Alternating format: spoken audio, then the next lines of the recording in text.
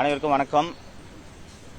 சென்னை மாநகர காவல்துறை ஆணையராக இருந்து தற்போது லஞ்ச ஒழிப்புத்துறை இயக்குநராக இருக்கக்கூடிய திரு அருண் IPS அவர்கள் என்னை கொலை செய்ய மும்பையிலிருந்து ஒரு கூலிப்படையை நியமித்துள்ளார் என்ற தகவலை எனக்கு டெல்லியிலிருந்து உளவுத்துறை அதிகாரிகள் தெரிவித்து உடனடியாக சென்னை மாநகர காவல்துறை ஆணையரை சந்தித்து புகார் அளித்து தேவையான விசாரணையை மேற்கொள்ளுமாறு எனக்கு அறிவுறுத்தியதன் அடிப்படையில் இன்று காலை சென்னை மாநகர ஆணையர் அவர்களை சந்தித்து புகார் மனுவை அளித்தேன்.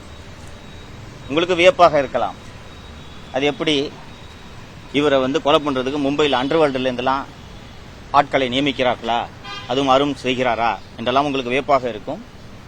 இதே போல கடந்த செப்டம்பர் 2025 தென் தமிழகத்திலிருந்து கொலை செய்வதற்கென்று ஒரு கூலிப்படையை திரு அருண் அவர்கள், செல்வநாகரத்னம் IPS அவர்கள் மற்றும் திரு வருண்குமார் ஆகியோர் பணத்தை கொடுத்து அவர்களை நியமித்து இதே போல என்னை கொலை செய்ய திட்டமிட்ட சமயத்தில் அப்போதும் எனக்கு டெல்லியிலிருந்து தகவல் வந்து அப்போது பொறுப்பு DGP-யாக இருந்த மரியாதைக்குரிய திரு வெங்கட்ராமன் அவர்களை நேரில் சந்தித்து நான் புகார் ஒன்றை அளித்தேன். புகாருக்கு பிறகு பத்திரிகையாளர்களை சந்தித்தேன். அந்த பத்திரிகையாளர் சந்திப்பை நடத்தி புகாரை அளித்த பின்புதான் அந்த கொலை திட்டம் கைவிடப்பட்டது.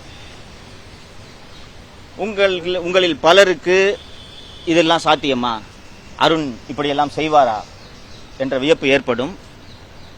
தோழர்களே, இந்தியாவில் யாருக்கும் நடக்காத கொடுமை எனக்கு நடந்திருக்கிறது. ஆளை விட்டு அடிப்பாங்க, கை காலை உடைப்பாங்க, வெட்டுவாங்க, இதெல்லாம் நடக்கும்.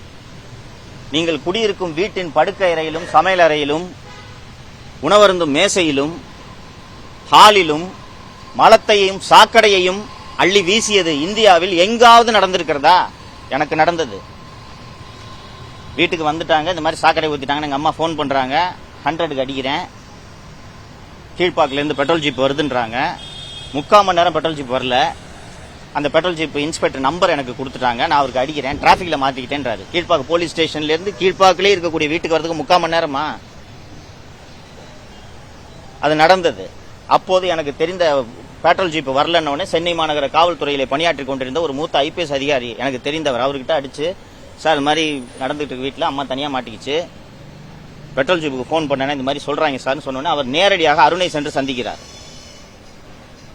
சார் இந்த மாதிரி சங்கர் வீட்டில் இப்படி அட்டாக் நடக்குதுன்னு சொல்லும்போது அருண் கேட்ட முதல் கேள்வி என்ன தெரியுமா? அவன் ஏன் உனக்கு போன் பண்றான்? அப்படியா, இப்படி நடக்குதா, ஏன் பெட்ரோல் ஜீப்போட, இதெல்லாம் எதையுமே கேட்கல. அவன் ஏன் உனக்கு போன் பண்றான்?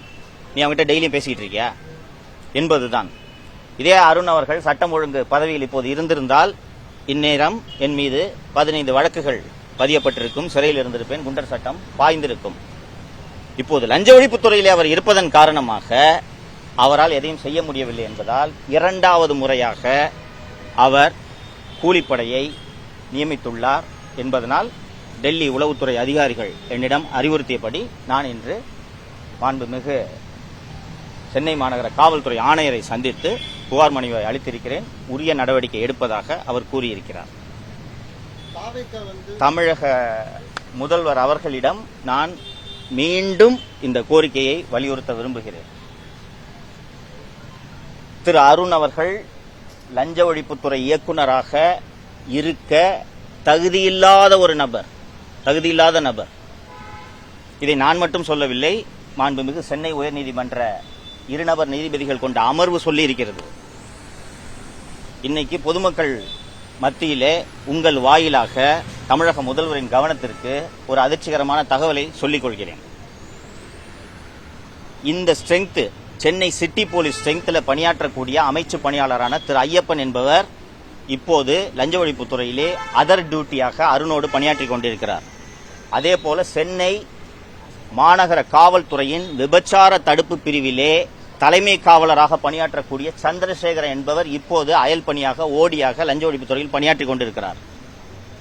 இவர்கள் ஐயப்பனும் இந்த சந்திரசேகரும் சேர்ந்து டயர் 3 பார்னு சொல்லுவாங்க. டயர் 3 பார்னா star hotel bars, star hotel பார்ஸ்ல ஐயப்பனும் சந்திரசேகரனும் இன்றும் மாமூல் வசூல் செய்து கொண்டிருக்கிறார்கள். இது மாநகர ஆணையருக்கு தெரியுமா, உளவுத்துறைக்கு தெரியுமா, மாண்புமிகு முதல்வருக்கு தெரியுமான்ட்டு எனக்கு தெரியாது. ஒரு லஞ்ச ஒழிப்புத்துறை இயக்குனர் ஒயின் ஷாப்ல, ஹோட்டல்ஸ்ல, பார்ஸ்ல மாமூல் வசூல் பண்றது உலகத்தில் எங்கேயாவது கேள்விப்பட்டிருக்கிறீர்களா? இதைத்தான் சென்னை உயர்நீதிமன்றம் சுட்டிக்காட்டியது. தவறான நபரை தேர்ந்தெடுத்திருக்கிறீர்கள் என்று.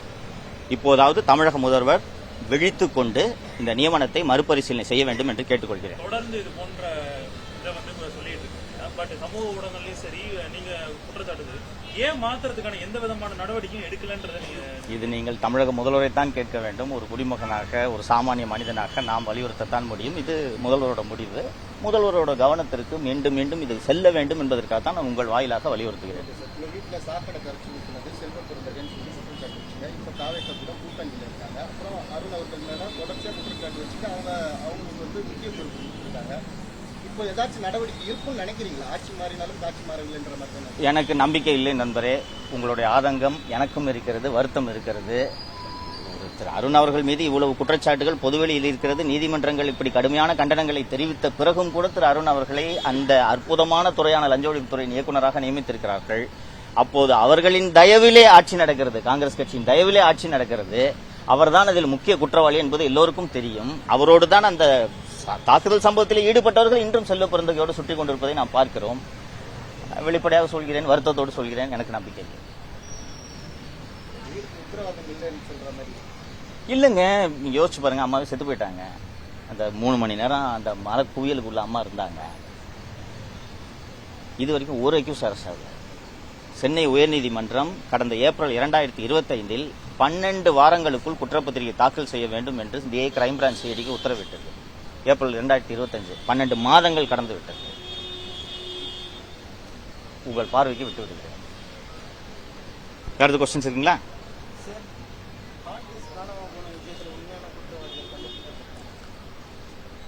அந்த ஹார்ட் டிஸ்க் காணாமல் போன விவகாரம் மிக மிக தீவிரமான விவகாரம் என்பதை நான் ஏற்கனவே ஒரு பத்திரிகையாளர் சந்திப்பில் வலியுறுத்தி இருக்கிறேன்.